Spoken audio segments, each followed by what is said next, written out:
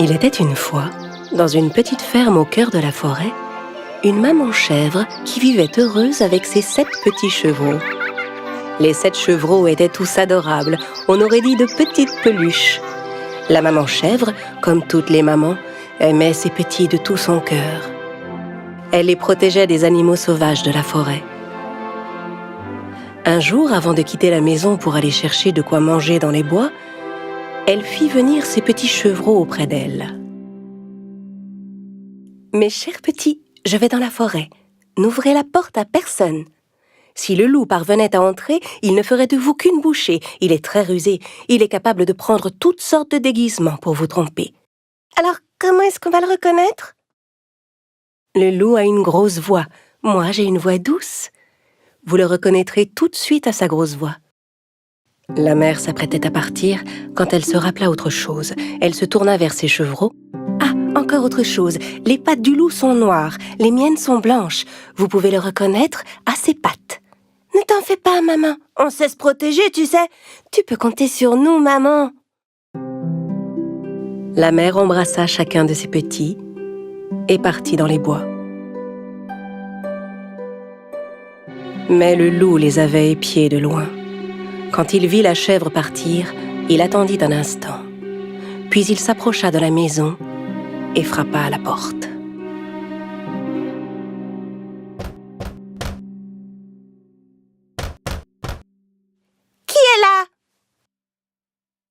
Ouvrez la porte, mes petits. C'est votre maman, je vous rapporte de la bonne nourriture. Mais les chevreaux reconnurent immédiatement la grosse voix du loup. Sans ouvrir la porte, ils crièrent « Tu n'es pas notre mère! Sa voix est belle et douce. Toi, tu as une grosse voix. Tu es le loup, on le sait, on ne se laissera pas avoir. » Le loup était furieux de ne pas avoir réussi à duper les chevreaux. Il alla acheter un morceau de craie dans un magasin et le mangea. Avec la craie, sa voix paraissait plus douce. Il retourna à la maison des chèvres et frappa à la porte. Cette fois, le loup parla de sa plus douce voix. « Mes chers petits, ouvrez la porte, c'est moi, votre maman. Je rapporte de la forêt de la bonne nourriture pour vous tous. » En entendant la voix adoucie du loup, les petits chevreaux pensèrent qu'il s'agissait bien de leur mère cette fois-ci. Mais avant d'ouvrir la porte, l'un d'entre eux cria « Non, attendez, regardons d'abord ses pattes sous la porte. » Évidemment, quand les petits regardèrent sous la porte, ils virent les grosses pattes noires du loup. Ils s'écrièrent à nouveau sans ouvrir « On ne t'ouvrira pas la porte. Les pattes de notre mère ne sont pas noires comme les tiennes. Elles sont blanches. Tu es le méchant loup. » Encore plus en colère, le loup s'éloigna. Cette fois, il se rendit à la boulangerie. Le boulanger fut très surpris de voir le loup arriver chez lui. Eh oui, je suis devenu végétarien. Désormais, je mange des pâtisseries. Vous auriez un peu de farine, s'il vous plaît? Le loup sortit de la boulangerie avec un sac de farine sous le bras. Quand il arriva près de la maison, il ouvrit le sac et versa la farine sur ses pattes. Ses pattes étaient maintenant toutes blanches. Le loup rusé vint frapper à la porte pour la 3e fois. « Mes chers petits, ouvrez la porte, c'est votre maman. Je rapporte de la forêt de la bonne nourriture pour vous. » « Montre-nous d'abord tes pattes, pour qu'on sache si tu es notre mère. » Le loup montra ses pattes couvertes de farine. Voyant les pattes toutes blanches, les chevreaux pensèrent que c'était leur mère et ouvrirent la porte. Et que virent-ils alors? Le loup se tenait là, juste devant eux. Les pauvres chevreaux ne savaient plus quoi faire. Ils se mirent à courir dans tous les sens en hurlant. « Ah! Ah! Vous perdez votre temps. Je vais tous vous attraper. Ah! Un petit chevreau se cacha sous la table. Le 2e se glissa dans un lit. Le 3e sauta dans le poêle. Le 4e se réfugia dans un placard. Le 5e s'enferma dans l'armoire. Le 6e se cacha derrière le rideau. Et le 7e trouva refuge dans la grande horloge du salon. Ah! Mais le loup était rapide et rusé. Et il les débusqua un à un de leurs cachettes. Inutile de courir, reste là. Je vous aurai tous, ça suffit. Ah! Ah! Ah! Le seul qu'il n'avait pas trouvé était celui caché dans l'horloge. Mais comme il était rassasié, il renonça à le chercher et s'en alla. Il y avait une grande clairière à quelques mètres de la maison. Le loup alla s'allonger sous un arbre pour y faire la sieste. Il se mit à ronfler.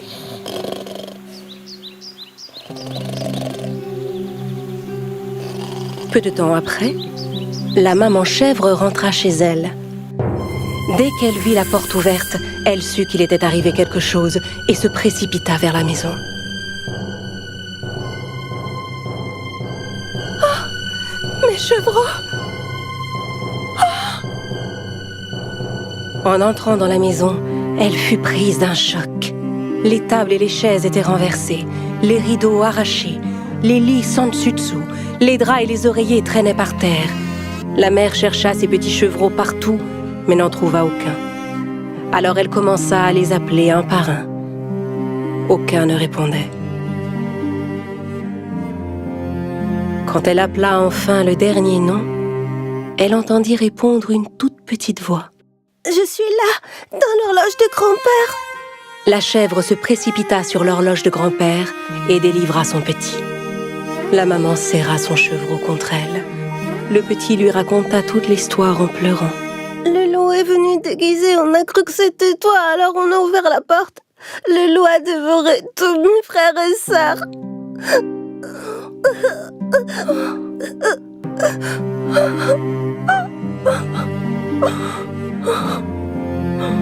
La mère était bouleversée. Elle pleura longuement ses petits. Puis, avec le seul enfant qui lui restait, elle sortit et se dirigea vers la clairière.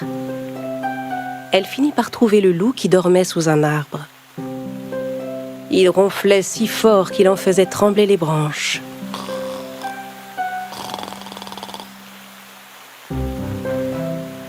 La chèvre observa le loup un instant. Elle remarqua que quelque chose bougeait à l'intérieur de son ventre. « Oh, mais est-ce que mes petits pourraient être encore en vie ?» Soudain, elle eut une idée. Elle dit à son petit « Va chez nous et rapporte-moi une aiguille, du fil et des ciseaux. » Pendant que le petit filait à la maison, la mère ramassa par terre 6 gros cailloux. Un instant plus tard, le petit revint avec du fil, une aiguille et une grande paire de ciseaux. Avec les ciseaux, la chèvre ouvrit le ventre du loup. Aussitôt, elle vit apparaître un de ses petits, bientôt suivi par les 5 autres. Ils étaient tous sains et saufs. La maman avait enfin retrouvé la joie, et les petits se serrèrent contre elle avec bonheur.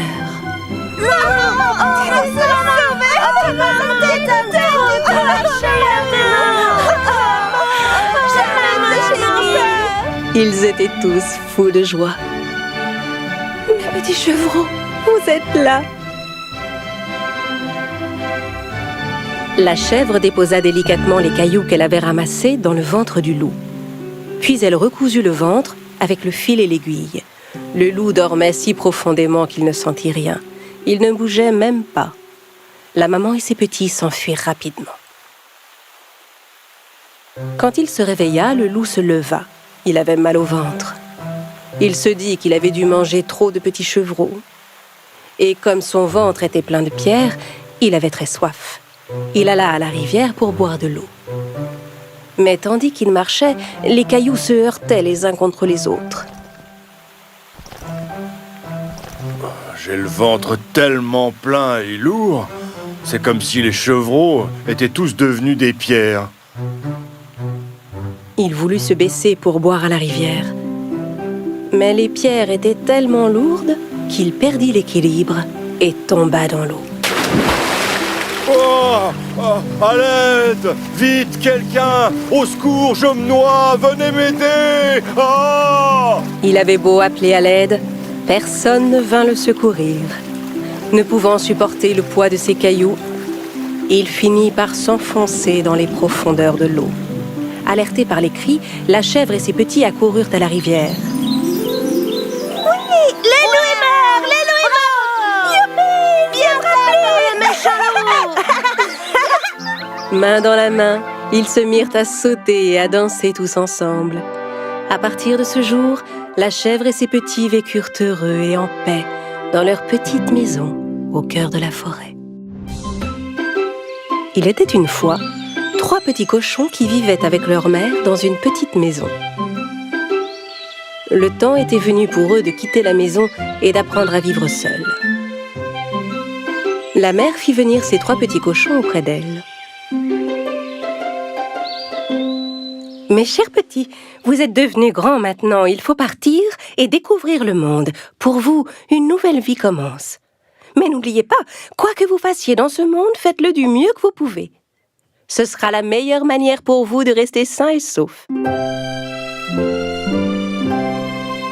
Dans un mélange de tristesse et d'excitation, les 3 petits cochons dirent au revoir à leur mère et se mirent en chemin. Après avoir marché un moment, ils trouvèrent un terrain dégagé où ils pourraient construire leur maison.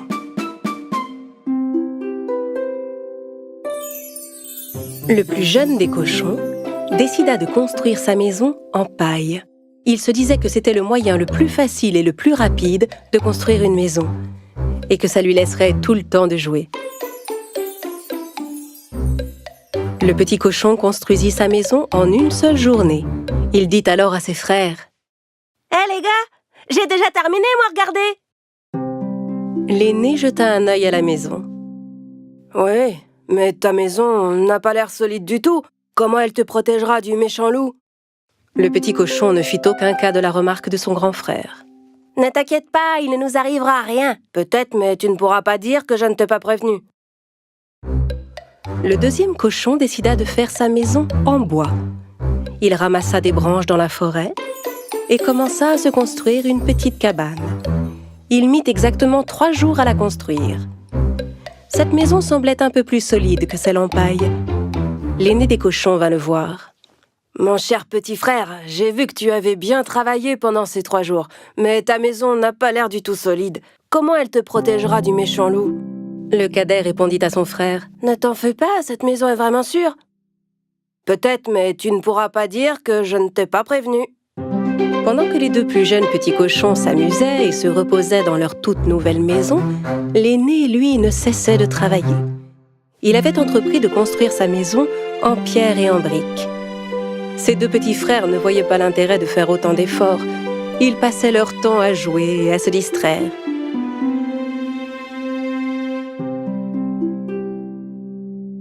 Pourquoi tu t'embêtes comme ça alors que tu pourrais finir aussi vite que nous? C'est vrai, mais de quoi as-tu peur? L'aîné des cochons ne prit même pas la peine de les écouter.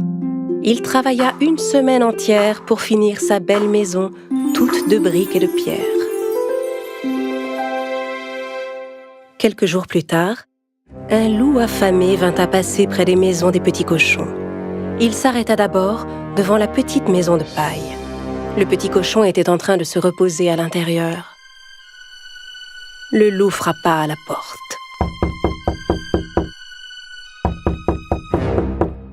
Ouvre cette porte et laisse-moi entrer. Sinon, j'inspirerai à fond, gonflerai mes poumons et soufflerai ta maison. Tu ne peux rien me faire. Ma maison est bien assez solide. Alors le loup inspira à fond, gonfla ses poumons et souffla la maison. Heureusement, le petit cochon réussit à s'échapper. Il courut aussi vite qu'il put jusqu'à la maison en bois de son frère. Il frappa à la porte. Quand son grand frère vint lui ouvrir, le petit cochon se précipita à l'intérieur de la maison.